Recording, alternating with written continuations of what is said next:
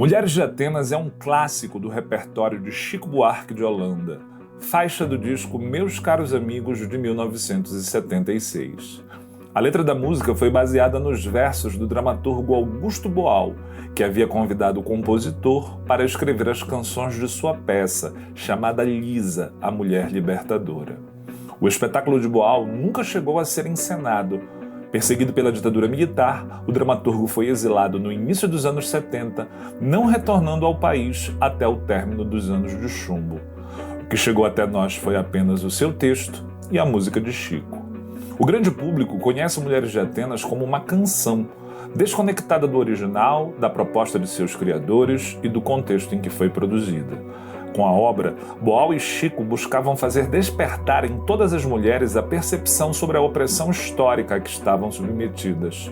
Para o dramaturgo especialmente, o teatro deveria ser, acima de tudo, um instrumento de transformação social.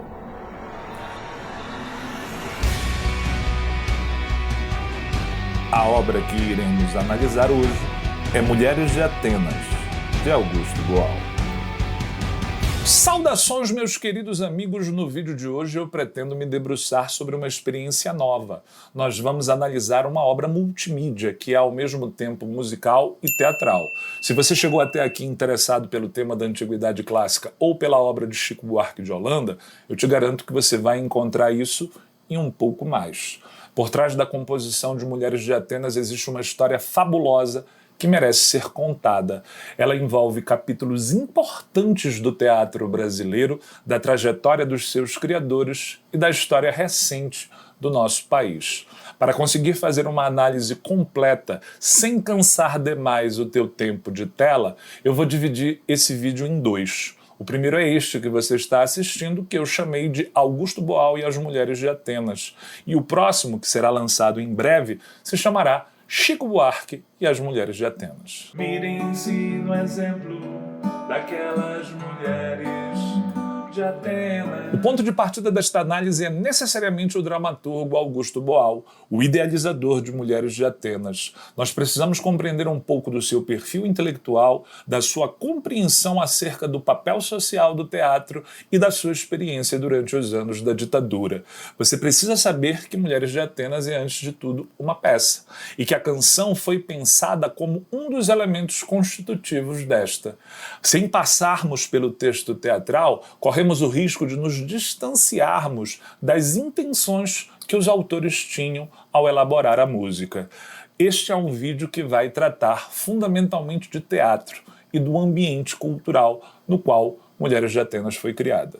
Augusto Boal iniciou os seus estudos de teatro nos Estados Unidos durante os anos 50, quando estava fazendo uma pós-graduação em engenharia química na Universidade de Colômbia. Lá ele conheceu John Gessner, um dos mais importantes críticos teatrais norte-americanos do século XX. Ele chegou a ser ouvinte do Actors Studio de Nova York, uma das principais escolas formadoras de atores do mundo. No final dos anos 50, ele regressa ao Brasil e passa a integrar o grupo de teatro de Arena. A história desse grupo é fantástica. Eu vou precisar pinçar alguns detalhes dela para que nós possamos analisar a nossa obra de hoje. A companhia surgiu nos anos 50 na cidade de São Paulo e o seu nome se deve inicialmente à disposição física do palco que eles utilizavam, onde os atores ficavam no centro, com a plateia os cercando por todos os lados. Naquela época não havia muitos espaços disponíveis para os espetáculos teatrais e os que existiam eram caros e repletos de exigência. Diante dessa dificuldade, se recorreu a esse artifício que já era muito comum no exterior e que basicamente permitia que as peças pudessem ser encenadas em qualquer lugar. O Teatro de Arena chegou a realizar as suas ações em clubes, escolas e mesmo no pátio das fábricas. Em 1955, eles conseguiram alugar um espaço no centro de São Paulo que passou a ser identificado com o Teatro de Arena. As características do Teatro de Arena permitiram uma redução nos custos de produção, ao mesmo tempo que deixavam o teatro mais acessível para as camadas populares. A disposição do palco criava uma proximidade entre os atores e a plateia, gerando uma sensação de imersão naquilo que estava sendo representado em cena. Por tudo isso, nos anos 50 e 60, o Arena se tornou um reduto por onde passaram vários artistas engajados na pauta política e social, como José Renato, Gianfrancesco Guarnieri, Oduvaldo Viana Filho, o Vianinha, e Augusto Boal. O Arena foi responsável pelo que chamamos de nacionalização do teatro brasileiro. Até então era muito comum a utilização de textos consagrados de autores estrangeiros. Mas a partir de 1958, com a montagem de Eles Não Usam Black Tie de Gianfrancesco Guarnieri, começa uma fase de investimento maciço em autores nacionais, com destaque para os próprios membros da companhia, como era o caso de Guarnieri. Buscava-se um teatro mais facilmente identificado com a plateia de brasileiros, retratando o seu modo de falar, pensar e sentir, ao mesmo tempo lidando com problemas sociais facilmente reconhecíveis da nossa realidade. O esforço para a criação de um teatro genuinamente nosso não significou o abandono completo dos clássicos. Na verdade, resultou na busca pela nacionalização destes. Os textos estrangeiros eram agora adaptados à nossa realidade, com a incorporação de temas e personagens brasileiros. Além disso, a estrutura do teatro de arena permitiu aquilo que hoje nós chamaríamos de quebra da quarta parede. A plateia não mais assistia a tudo passivamente, sendo estimulada pelo elenco a interagir e até mesmo participar do que estava ocorrendo no palco. A escalada do teatro de arena, contudo, sofreria um terrível baque a partir de 31 de março de 1964, quando o golpe civil-militar depôs o presidente João Goulart e instituiu a ditadura militar no Brasil. A proposta de um teatro engajado e de esquerda certamente não seria bem-vinda, e as manifestações artísticas como um todo passaram a ser vigiadas, censuradas e duramente reprimidas. O teatro precisava se adaptar aos novos e terríveis tempos iniciados com a queda da democracia, mas ao mesmo tempo tornou-se um dos seus principais espaços de resistência. Em dezembro de 1964, poucos meses depois do golpe, entrou em cartaz o lendário Show Opinião, dirigido por Augusto Boal e um dos grandes marcos da sua carreira. O espetáculo foi escrito por autores com passagens pelo teatro de arena e agora incorporados ao Centro Popular de Cultura, o CPC da União Nacional dos Estudantes, a UNE. Dentre esses autores estavam Armando Costa, Paulo Pontes e Vianinha. Os protagonistas eram os músicos Zequete, João do Vale e Nara Leão, mais tarde substituída por Maria Bethânia. Os números musicais eram intercalados por depoimentos de vida dos artistas, pela leitura de notícias, pela leitura de trechos de livros. Foi um grande sucesso, especialmente junto ao público estudantil politizado. A proximidade entre palco e plateia, característica do teatro de arena, criava a sensação de que aquilo era um baluarte contra a ditadura, um espaço de livre expressão em meio à dura realidade imposta pelo regime. A resistência, contudo, é acompanhada pelo enrijecimento do regime, e a censura atrapalhava cada vez mais a atuação do teatro de arena. Buscando driblar essas restrições, a companhia passa a montar espetáculos centrados em personagens históricos, aparentemente distantes do contexto em que o Brasil estava inserido. É assim que surgem peças como Arena contra Zumbi e Arena contra Tiradentes. A abordagem dos autores, no entanto, não poderia ser neutra. A história desses personagens permitia discutir a insubordinação e a resistência contra governos opressores. Nesse período, percebe-se a integração de música e dramaturgia nos espetáculos do teatro de arena. Isso contribuía para o sucesso e dava sobrevida ao movimento. Mas, ao mesmo tempo, fazia com que o radar da censura se afinasse e se tornasse mais sensível, especialmente direcionado aos principais líderes do teatro de arena. Mas o que já era difícil ficou ainda pior. Em 13 de dezembro de 1968, os militares publicam o Ato Institucional número 5, o famigerado AI-5, o golpe dentro do golpe, 64 de novo. Essas eram as formas como a esquerda do Brasil naquela época, que resistia ao avanço do autoritarismo, se referiam a esse ato. Os anos seguintes são os verdadeiros anos de chumbo, quando a censura prévia se consolidou e diversos artistas ficaram impedidos de trabalhar, muitos deles sendo presos, torturados e exilados. Dentre eles estava Augusto Boal. Como se não bastasse o envolvimento de Boal com o Teatro de Arena e com o Show Opinião, se você ainda precisa entender o que fez dele persona non grata dos militares, podemos destacar que ele é o criador do Teatro do Oprimido. O dramaturgo utilizou a sua bagagem intelectual e a sua experiência como diretor para esboçar uma tese que seria desenvolvida em livros publicados anos depois e que hoje é discutida em diferentes países mundo afora. Para ele, a arte dramática é um instrumento de transformação da realidade, analisando os problemas existentes e apresentando alternativas para a libertação do oprimido.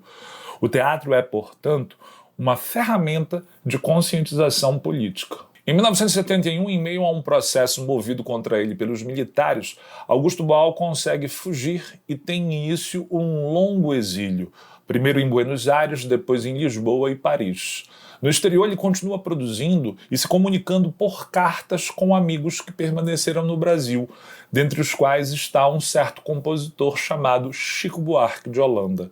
Na vasta correspondência trocada entre eles, boa parte desta disponível em diferentes canais da internet, nota-se que os dois estão conversando sobre uma peça que Boal está escrevendo. Seguindo a tradição do Teatro de Arena, ele vai adaptar um clássico da comédia grega e convida Chico Buarque para escrever as canções da peça. É assim que tem início a produção de Mulheres de Atenas.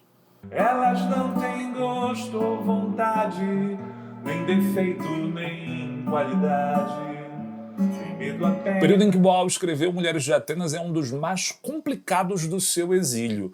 A Argentina, onde vivia, terra de sua esposa Cecília, também passava por um período político turbulento, onde os militares estavam no poder desde 66, com um breve e tenso intervalo democrático entre 74 e 76.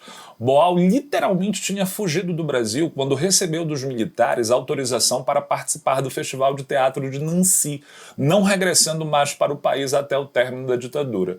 O seu passaporte havia vencido e ele não conseguia deixar a Argentina em meio à nova escalada dos militares ao poder naquele país. Com o advento da Operação Condor, uma cooperação entre as ditaduras militares sul-americanas para anular qualquer atividade considerada subversiva e prender e deportar de volta para o seu país de origem os indivíduos suspeitos de participar da luta contra as ditaduras, Boal temia pela sua segurança. Mas isso não o impedia de escrever e de tentar montar os seus espetáculos aonde quer que fosse. A peça em que ele estava trabalhando ficou conhecida como Mulheres de Atenas, mas originalmente chamava-se Lisa, a Mulher Libertadora.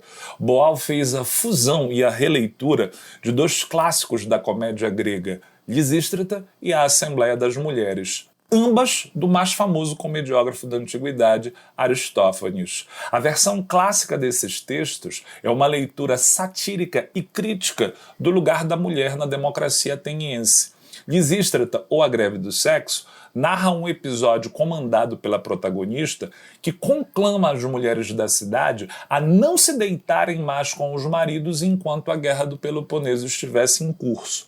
Já a Assembleia das Mulheres mostra um envolvimento das personagens que se disfarçam de homens, invadem a Assembleia e tentam persuadir os cidadãos a entregar o governo da cidade para o gênero feminino. Baseado em tudo que já foi dito neste vídeo, você deve imaginar que a opção por um texto clássico é a velha artimanha para tentar driblar a censura, optando por um autor distanciado no tempo e no espaço e com um viés ideológico acima de qualquer suspeita.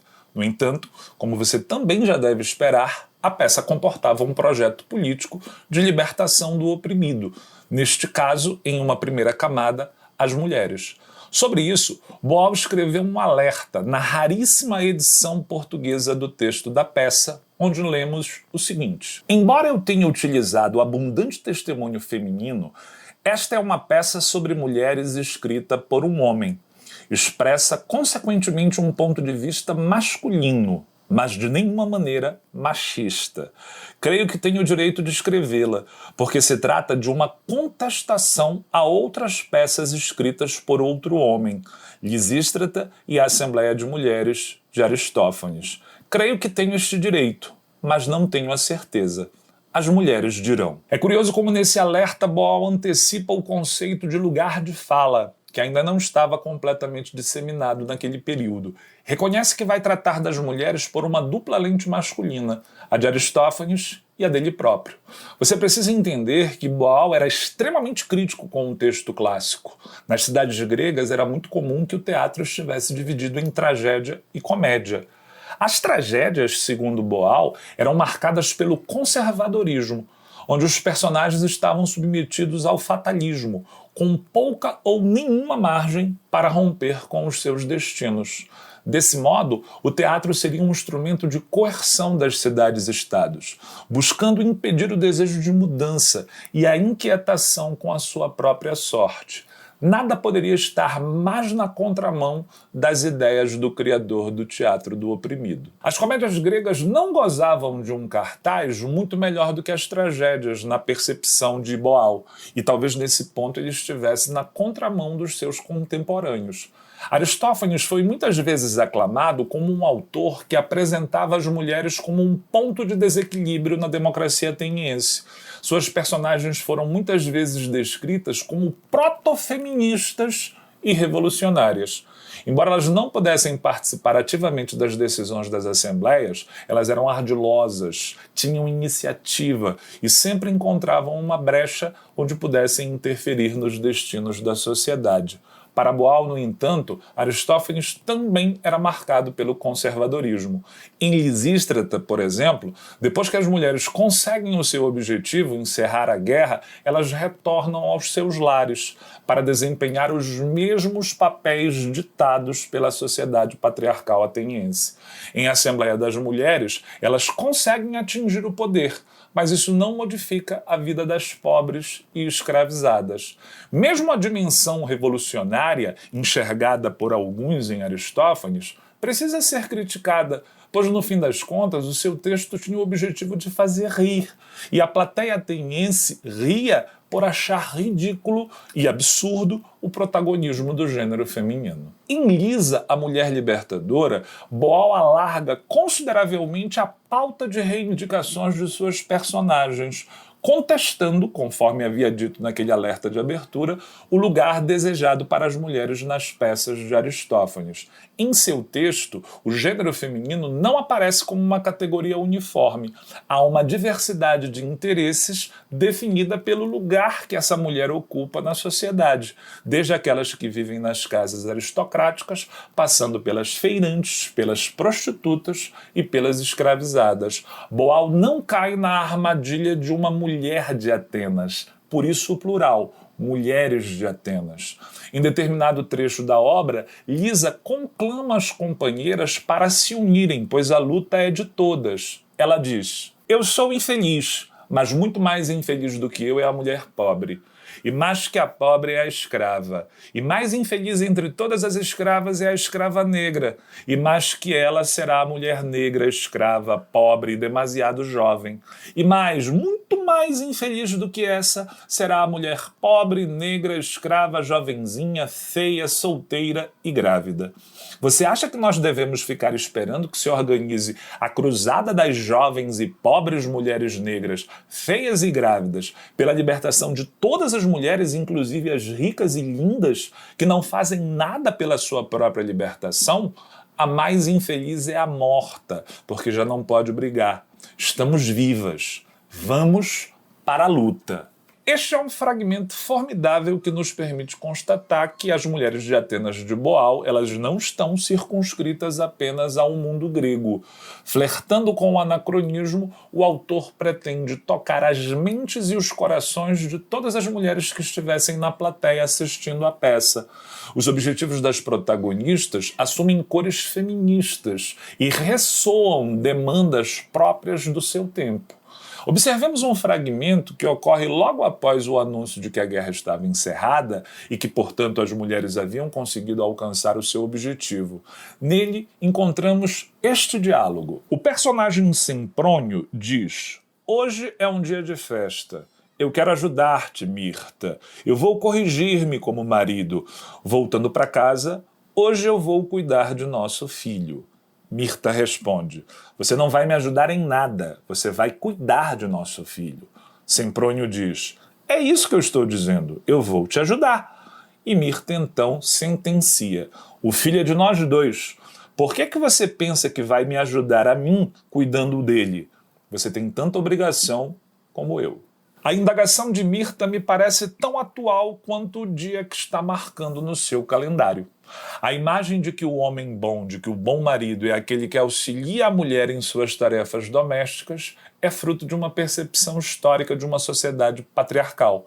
Essa divisão de funções remonta ao imaginário grego, onde o domínio do homem é o espaço público, como o chefe da família e o provedor do lar, ao passo que o espaço feminino é o doméstico, como a administradora zelosa da casa e aquela que cuida dos filhos.